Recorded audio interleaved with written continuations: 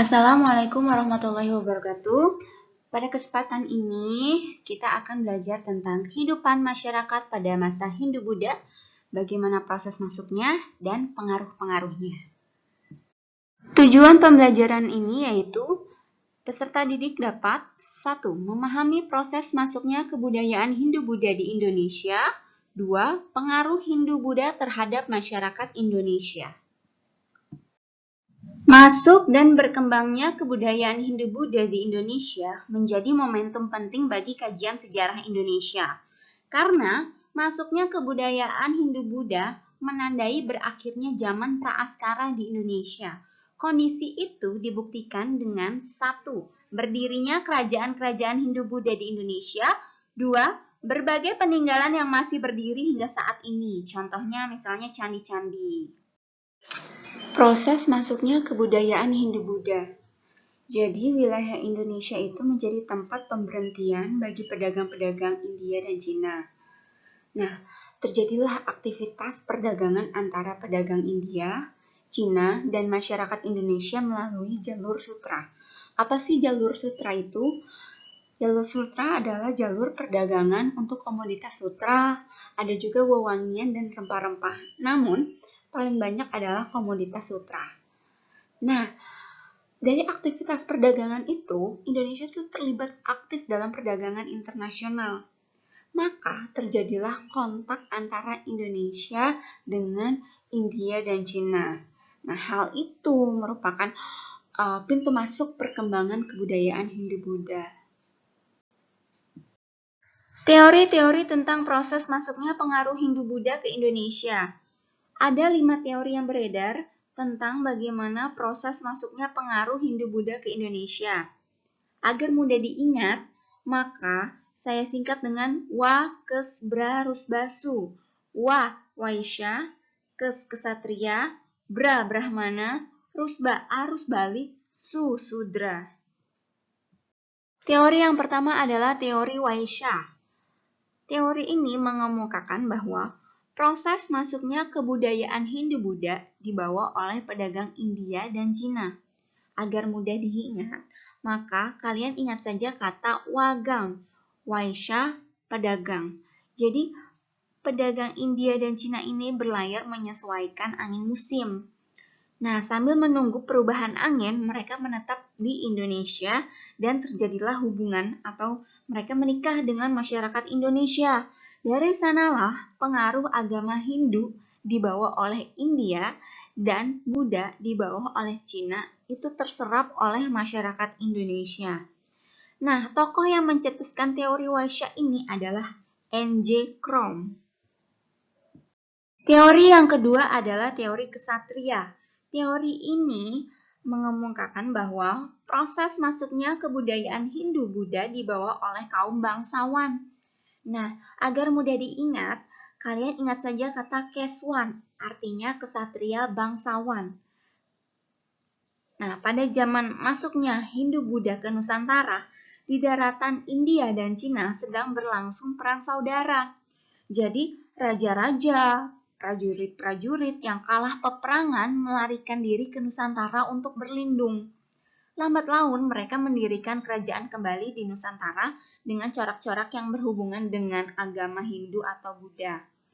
Tokoh pencetus teori kesatria itu ada C.C. Burke, Mokerich, dan J.C. Moens. Teori yang ketiga adalah teori Brahmana. Teori ini mengemukakan bahwa proses masuknya kebudayaan Hindu-Buddha dibawa oleh kaum pendeta. Jadi agar mudah diingat, kalian ingat saja kata Brata, artinya Brahmana pendeta. Kaum Brahmana atau pendeta datang ke Indonesia atas undangan dari kepala suku yang tertarik dengan agama Hindu. Para penguasa tertarik dengan agama Hindu karena ingin mendapat status terhormat. Lalu para pendeta suka dengan membaca kitab, sehingga membuat masyarakat Indonesia tertarik ingin belajar membaca. Dan akhirnya menyebarlah agama Hindu kepada masyarakat Indonesia. Buktinya, terdapat prasasti yang menggunakan bahasa Sanskerta dan huruf Pallava yang bahasa dan huruf tersebut itu hanya dikuasai oleh kaum Brahmana.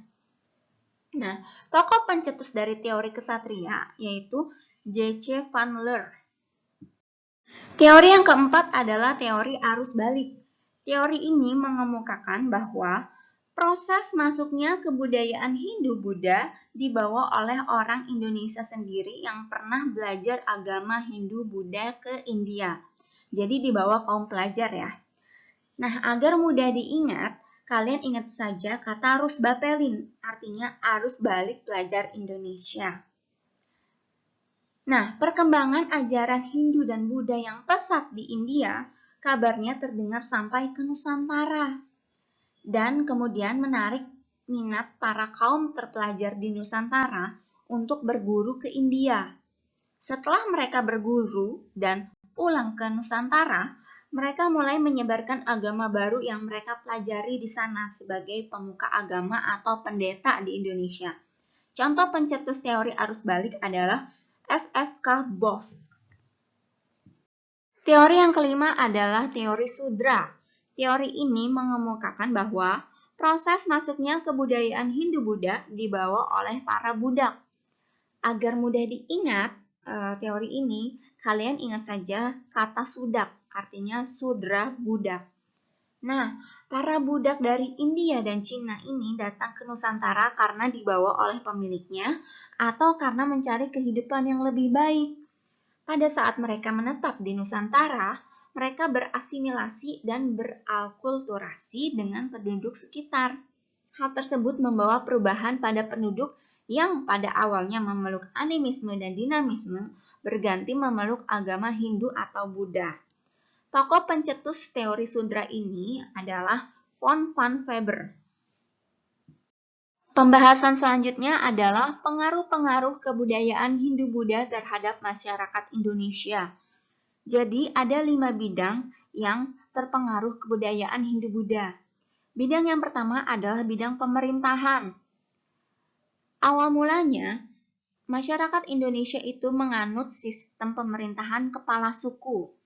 Lalu masuklah kebudayaan Hindu-Buddha ke Indonesia, maka sistem pemerintahannya berganti menjadi kerajaan yang dipimpin oleh seorang raja. Nah, bidang yang kedua adalah bidang sosial. Dalam bidang sosial ini, kebudayaan Hindu-Buddha itu mengenal sistem kasta. Kasta itu adalah penggolongan masyarakat berdasarkan sistem atau tingkat kederajatannya. Tingkat kasta itu, tingkat yang paling atas adalah Brahmana, yang terdiri dari pendeta dan guru-guru agama Hindu-Buddha ya.